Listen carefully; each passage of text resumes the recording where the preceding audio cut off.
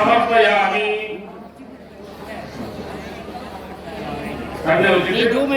மஞ்சள் அரிசி கையில் எடுத்து வச்சுக்கிட்டு வஸ்திரார்த்தம் அக்ஷதாம் சமர்ப்பயாமி.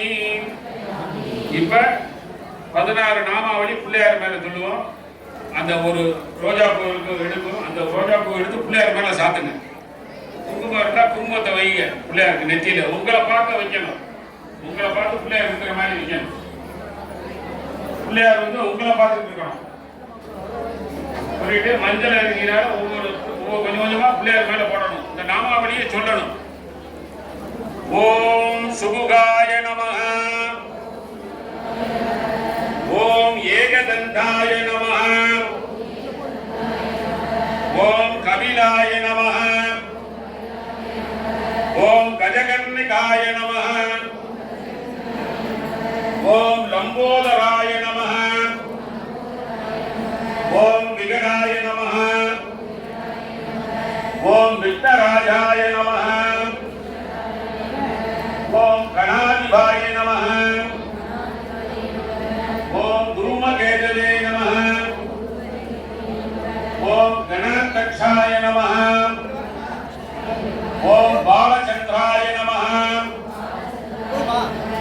ஓம் சூர்பகர்ணாய நமஹ,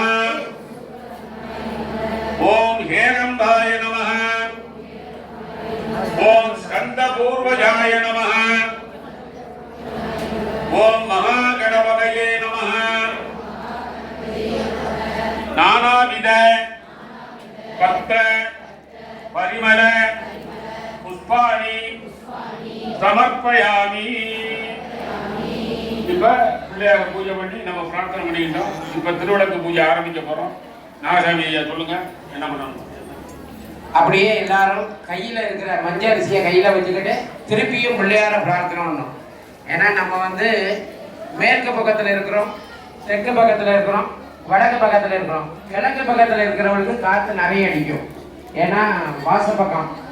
அதனால காத்து கொஞ்ச நேரத்துக்கு தீபம் ஏற்றும் பொழுது, பூஜை நடைபெறும் பொழுது காத்து அடிக்கப்படாதுங்கிறதுக்காண்டி விநாயகரை பிரார்த்தனை பண்ணும். சொல்லுங்க. 5 கரத்தனை யானை முகத்தினை இந்தில் இளம்பிரை போலும் எயிற்றனை நந்தி மகந்தனை ஞான கொழுந்தினை புந்தியில் வைத்தடி போற்றுகின்றோமே.